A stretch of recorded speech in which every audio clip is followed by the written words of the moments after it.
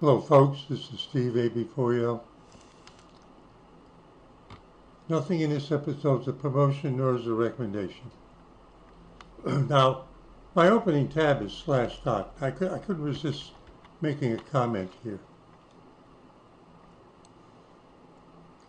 Gene-edited, non-browning banana could cut food cost waste, scientists say. Many of us have been guilty of bidding a mushy, overripe banana, but now scientists have a solution with the launch of a genetically engineered non-browning banana. You know, it's always possible that the reason why the banana browns is because it's spoiling, and that maybe if you interfere with that signal, it'll cut down on food waste and raise medical bills. Who knows? Now, why would I even comment on that? When I was in Israel in 1973, I worked in a banana plantation.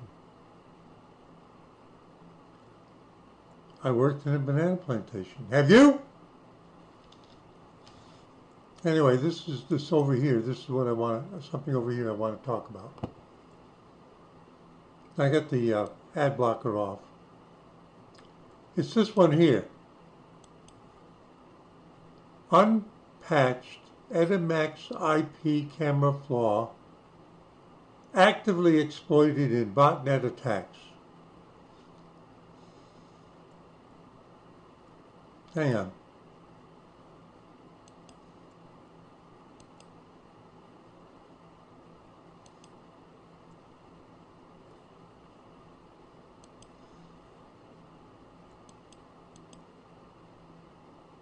There we go.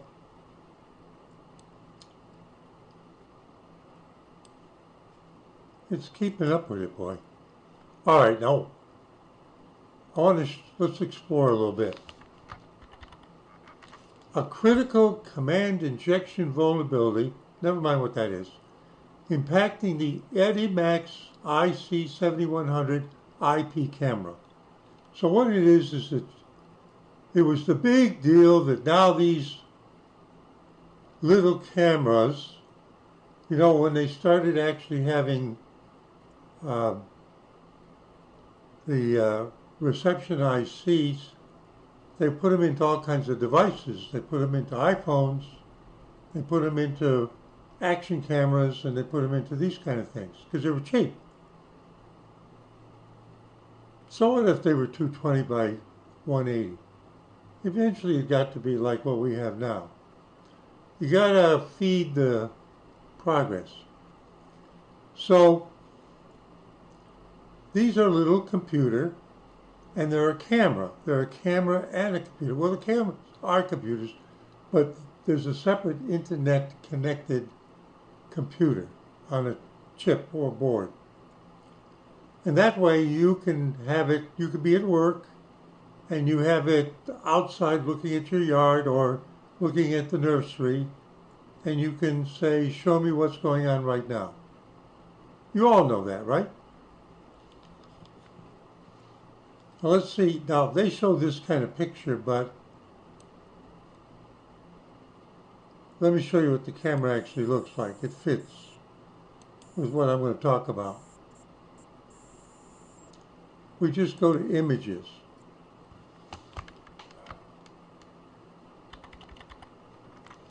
Does that look like a modern day thing?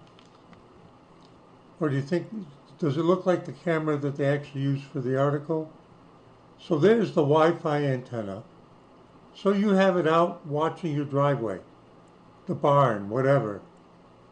And it's sending by Wi-Fi back to your computer, your router, and then you can connect to it if you authorize it.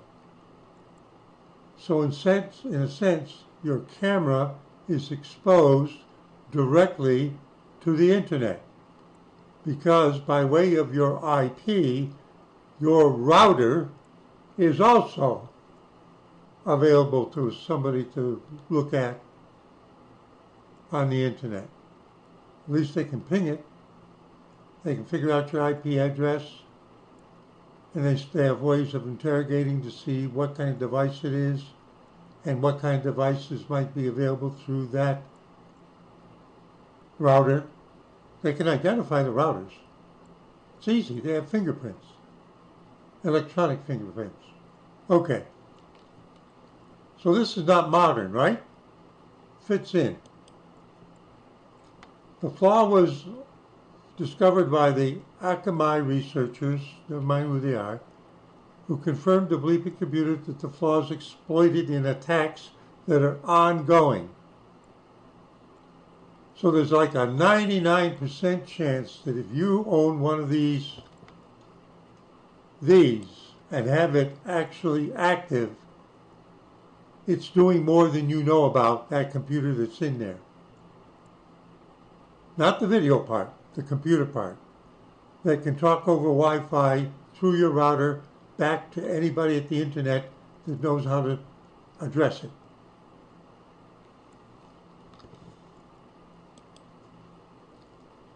Like you do with the software they provide so you can look at the nursery at home while you're at work. After discovering the flaw, they reported it to the U.S. Cybersecurity and Infrastructure Agency, they attempted to contact the Taiwanese vendor. This is not even mainland China, boy. And they basically don't answer. But they claim they did. So a certain person says, I personally reached out to them and received a response. And all they said was that the device in question, the IC7100, was end of life. What does that mean? It means it's old. Now, end of life for an iPhone is a different span of years than maybe for this camera. It all depends on how the vendor defines things and comes out with new models and curtails software support. All they said was the device in question, the IC7100, was end of life, therefore not receiving further updates. So whatever the vulnerability is, they're not going to fix it. Now I'm going to say something on that in a moment. As ZeniMax was unable to provide us with more information, it's possible that this reported attack vulnerability has a wider range of devices, meaning the software that they used in that one, they used in other models too, some newer, and it is unlikely the patch will be released. In other words, this is too much trouble. Throw them away and buy something new from us.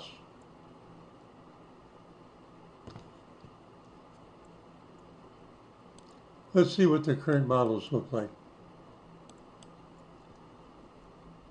ZeniMax networking solution provider, including SMB Wi-Fi access. 2-in-1 combo. There's a little thing for the back of your computer.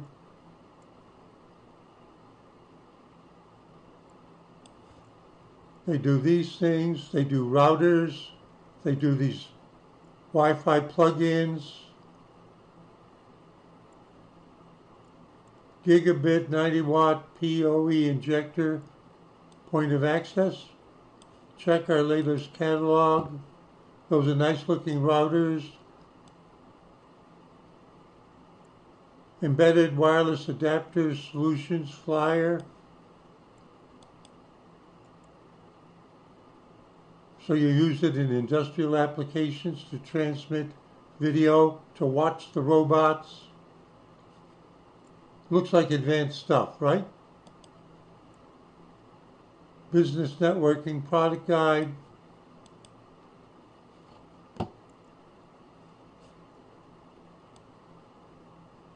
These are routers. Where's the home camera stuff?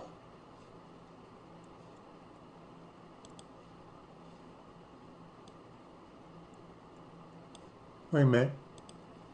I bet you they still got those home video cameras. Hang on.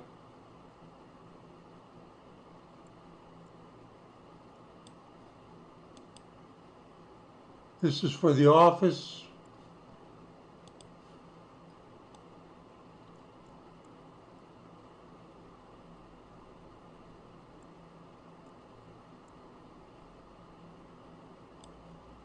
Okay, that's the closest we'll come. It's stuff for the office. They're not selling stuff for home.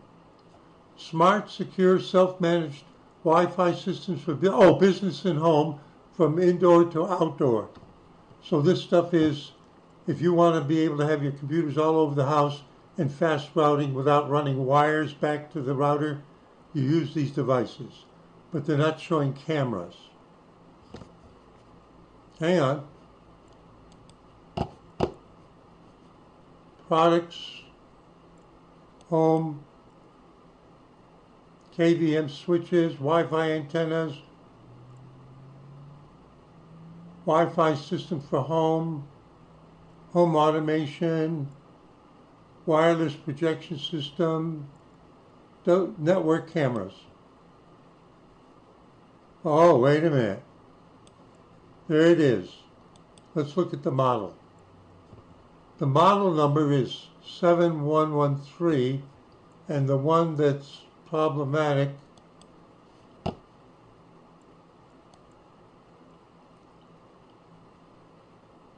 is 7100, 7100, and that's this boy, and it's been superseded by, hang on,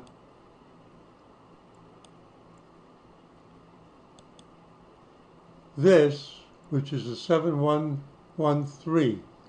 Plug-in view 24/7 remote monitoring, free EdiLife app on iPhone, see it's up to date, iPad, Android, Edge Viewfinder, night vision infrared, motorized pan, multi-area motion, sound detection, but they had all this in there before, the actual mechanical stuff. Built-in lullaby, temperature and humidity detection, wireless and Ethernet connection, easy setup. So you can see that it looks similar, but the outline has been streamlined and it's modern. Now let me show you something.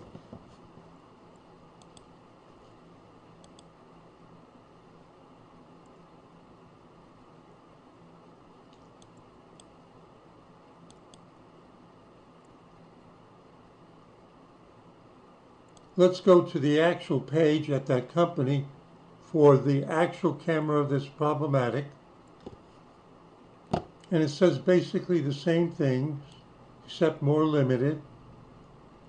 Two-way audio, motion-triggered snapshots, plug-in view, motorized pan and tilt, specifications. So there's the specifications, but what do we want to see?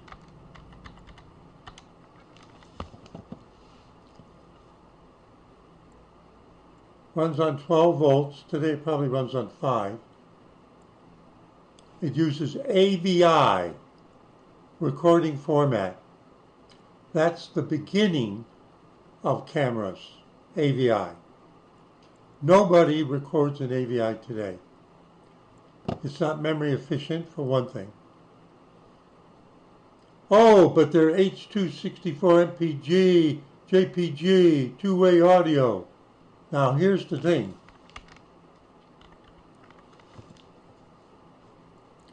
We can date the camera, so to speak. System requirement, CPU, Intel Pentium 4. Actually, I've got one up there on the shelf. 1992, 96, something like.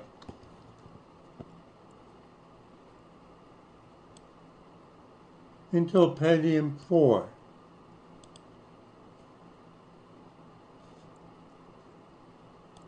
Should be a Wikipedia article. Intel Pentium 4.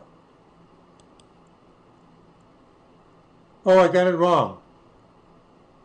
Launched on November 20th, 2000. How far back is that? Couple of centuries? 2 gigahertz? Who runs at 2 gigahertz? VGA card resolution. You have to have a CD-ROM drive. Look at the operating systems. Windows 2000, Windows XP, Windows Vista 7, Windows Vista and Windows 7. Windows 7 was the newest one. I thought they just 3 years ago or so they got rid of Windows 8.1. Now they're talking about trying to kick us off Windows 10, which they claimed at one time was going to be the last one. Browser, IE6. Microsoft doesn't want you to use IE browsers at all, or Firefox 3. Firefox is up to 10 and 11 version numbers. Do you got the picture how far back it goes? Now, how does that work? Well, it's been out there and it's still working good. Yeah, I still got it out of my garage and it's working good. Why would I tear it down? It's working good. Of course, how many people who deploy these even understand anything about hacking and botnets? They can't even tell it's being used for that. What's a botnet? I told you there's a little computer in there. The bad boys already know how to get past any security on these things. They go to every possible internet IP number. They run some interrogation packets. They see that you've got this kind of camera. You're the one we want. Then they know how to send it messages to send malware into it that run in the background. And then those things report home. And then when they want to get them 1 million of these to start sending packets all of a sudden against some website to knock it down, all these cameras are doing the work. And you don't even know it. I just use it for watching the baby at home. But you're a part of a 10 million camera botnet breaking websites. Well, it works good. Why do I need to spend any more money for a new one?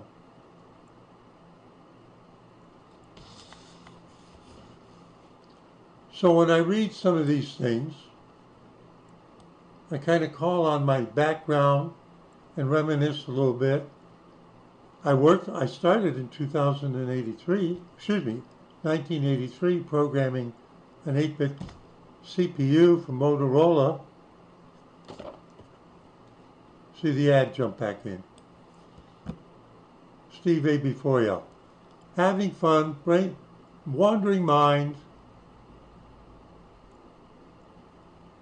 reminiscing, brainstorming it, saying see you in 73.